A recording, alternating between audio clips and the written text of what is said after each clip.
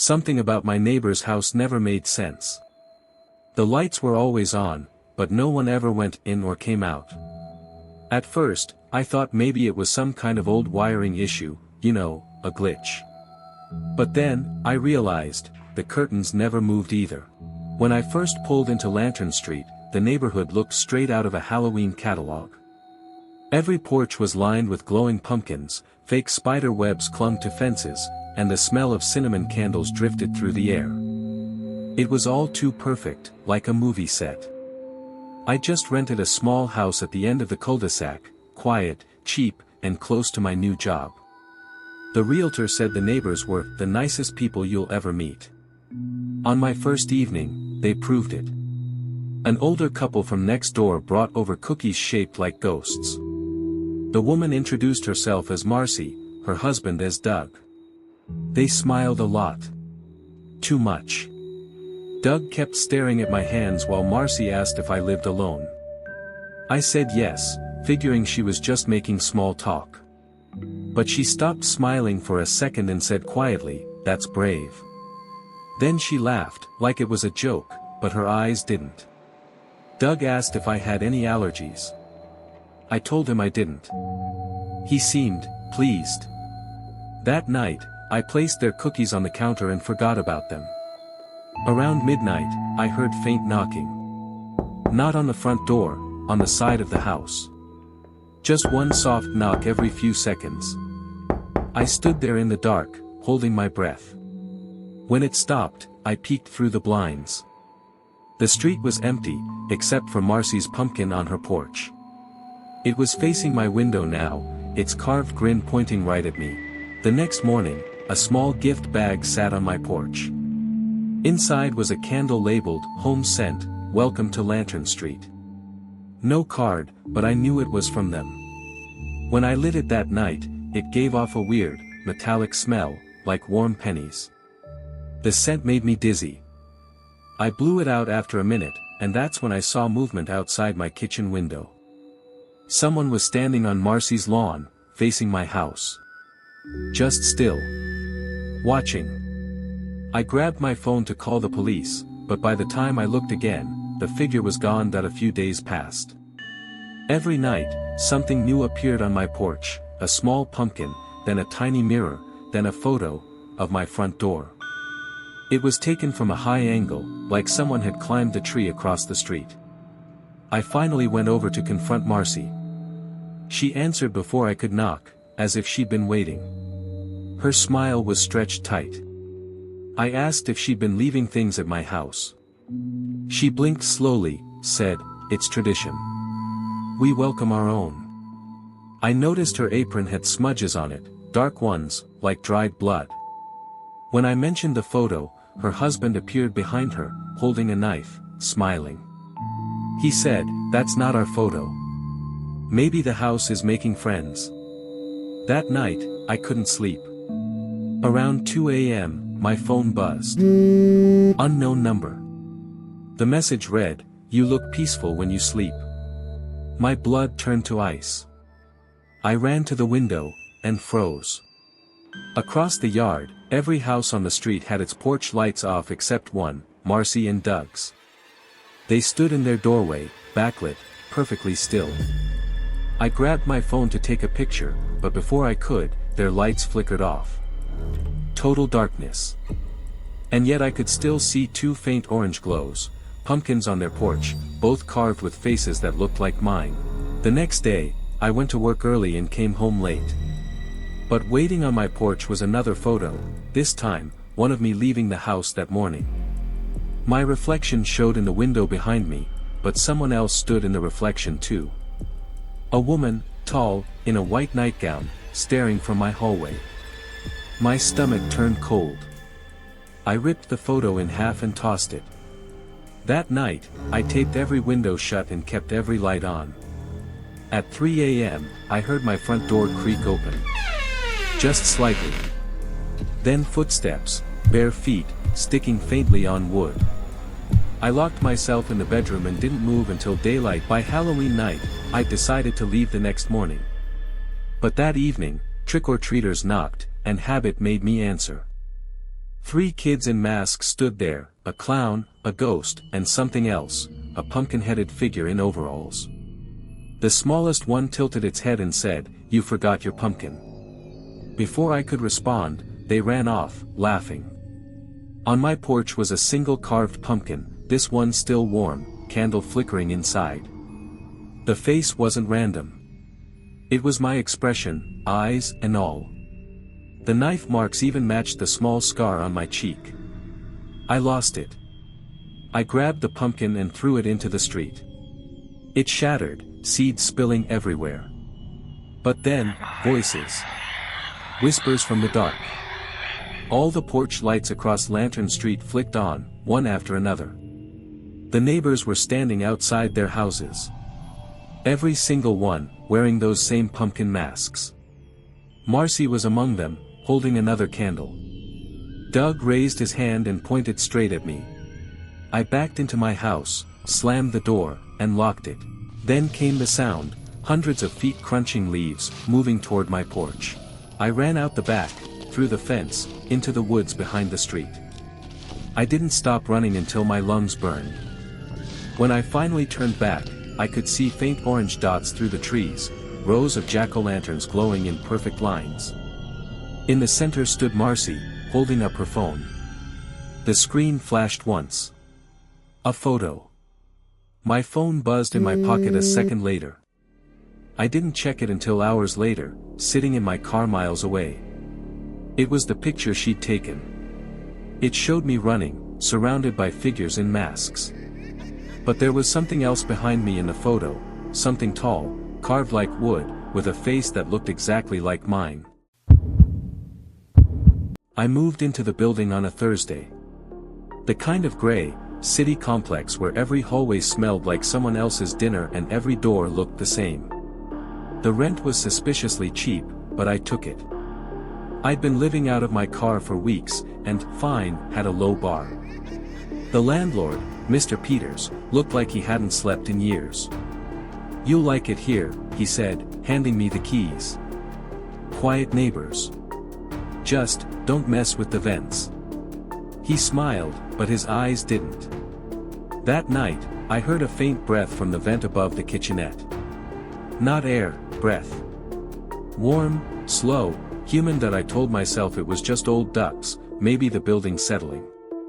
Around 2 a.m., tapping began, 3 taps, pause, 2 taps. I lay there frozen, staring at the vent. My phone light caught something, a small, greasy handprint smeared along the metal. Too small to be an adult's. I barely slept. The next morning, I knocked on Fora's door. A woman with dark circles looked out, half asleep. When I mentioned the vents, she stiffened. "You're in 4B, right? You should seal them. Duct tape, cardboard, anything. Just, don't look inside." Then she shut the door without another word. By sunset, I taped every vent I could find. But past midnight, the sound started again, muffled now, angrier. Scratching, scraping, pushing against the tape. Something behind the wall wanted out. I grabbed a broom like it could protect me, heart pounding. The second I hit the vent, the sound stopped. Dead silence. The next morning, I cornered the landlord. "Old ducks," he said smoothly. "Noise travels. Happens sometimes." He said it like he'd said it too many times before. Then, almost whispering, "Never open the vent. Promise me." I tried sleeping with headphones on, white noise blasting, but it didn't help. Around 3 a.m., the music stopped suddenly. Then came whispering, soft, rhythmless, like someone learning how to talk. It wasn't coming from the hallway. It was inside the vent. I stood on a chair, flashlight shaking. The whispering went quiet. Then a single voice, low, flat, too calm, said in my exact tone, "Let me out." My legs gave out. The chair tipped. I crashed to the floor, light flickering across the vent. For half a second, I saw something move behind the slats. Something pale. The next morning, the vent was half open. My duct tape peeled back like something had been picking at it from the inside. I moved out of the bedroom that day, dragging my mattress to the living room floor. The smell followed, wet iron, rot, and something sweet, like overripe fruit. I asked Mr. Peters to send maintenance. He said, "Maintenance won't touch that unit." When I pressed him, he just walked away, muttering, "Should have stayed vacant." That night, I woke up to a dull thump. Then another. From inside the living room vent that I ran for my phone, but the screen wouldn't unlock. The thumping stopped, then came a metallic creak. The vent cover slid open an inch. My breath caught. Two eyes glinted in the dark, too low to be standing, too human to be anything else. They blinked, slow and wrong. I threw a blanket over the vent and stayed up till sunrise. By morning, the cover was back in place. Like nothing happened. I went to 4A again. The woman looked worse this time. "It talks to you now, doesn't it?" she asked quietly. "That's how it starts." She told me she'd lived in 4B once. It mimics. First noises, then words. Then it knows your thoughts. Her hands shook. When it says your name, it's almost too late. I laughed, but it wasn't funny. That night, I locked every door and window, sealed the vent with nails and cardboard. But at 3:17 a.m., something whispered from behind the wall, my full name. I froze. Then, in the exact same voice as mine, it said, "Come see what you left behind." I didn't. I hid in the bathroom until daylight. The following evening, I packed to leave. I didn't care about the deposit.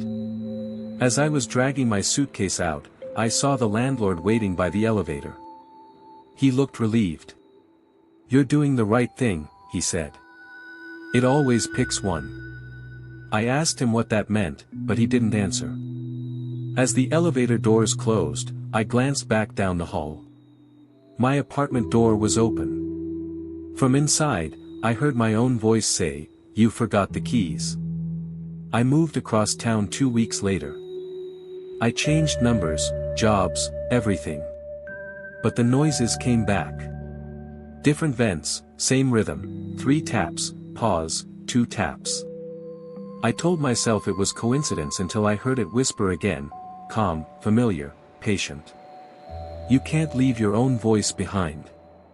I taped the vents again last night. This time, I heard it laughing. Slow, steady, just like me. It was past midnight when I left the party. Too much fake blood, too many cheap costumes, and not enough sleep. My car sat under a flickering streetlight, orange and lonely. The air was cold enough to sting when I breathed. I climbed in, locked the doors, and started the engine. My phone was dead, so I turned on the radio, static, then silence. The rearview mirror showed the empty back seat. But when I turned on the headlights, I swear I saw something red flicker in the passenger side window, like the reflection of a clown's nose that I laughed at myself. It was Halloween. My brain was primed for tricks.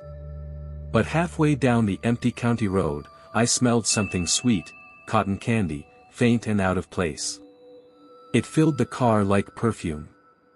I rolled down the window, gagging on the sugary air. That's when I noticed the passenger seatbelt was fastened. I hadn't buckled it. I stared at it, heart hammering, and whispered, "Nope." I pulled over under a gas station light, jumped out, and checked the car. Nothing there.